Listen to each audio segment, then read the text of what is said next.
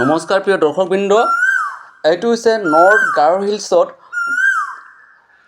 Green award মেঘালয়ৰ ভিতৰত প্ৰথম ষ্টেজত আছে এই গাঁওখন। আৰু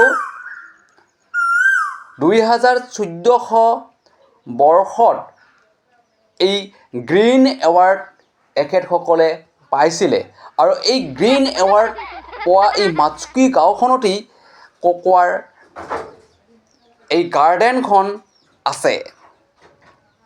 আৰু যদি আপোনালোকক ককোৱাৰ পুলি লাগে তেনেহ'লে এই মাছুকি গাঁৱত আহি আপোনালোকে ক্ৰয় কৰি ল'ব পাৰে।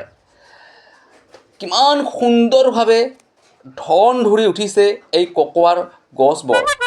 এয়া চাওক, আপোনালোকে ককোৱাৰ গছখন দেখি আছে আৰু কেনেধৰণে আটক ধুনীয়া হিচাপে চকুত লগাকৈ এয়া ফলবোৰ লাগি ধৰিছে।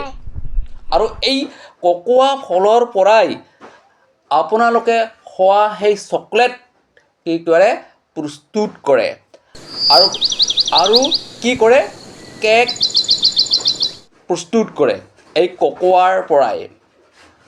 এতেকে এই মেঘালয়ৰ সৰু সেউজীয়া আটক ধুনীয়া গাঁও মাছুকি গাঁৱতেই এই ককোৱাৰ গাৰ্ডেনখন আছে।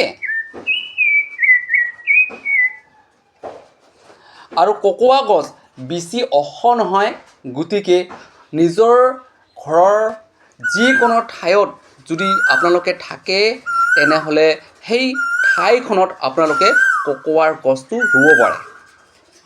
আৰু ই বেছি বছৰ নালাগে, প্ৰায় 3-4 বছৰমান থাকি আপোনালোকে কি পাব পাৰে, ইয়াৰ ফলটো পাব পাৰে।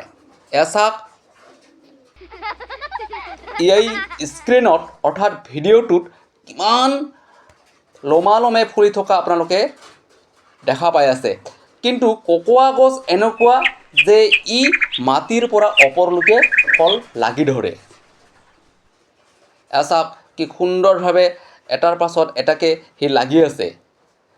গতিকে মই আজিলৈ ইমানতে সামৰণি মাৰিবলৈ লৈছোঁ। জয় হিন্দ।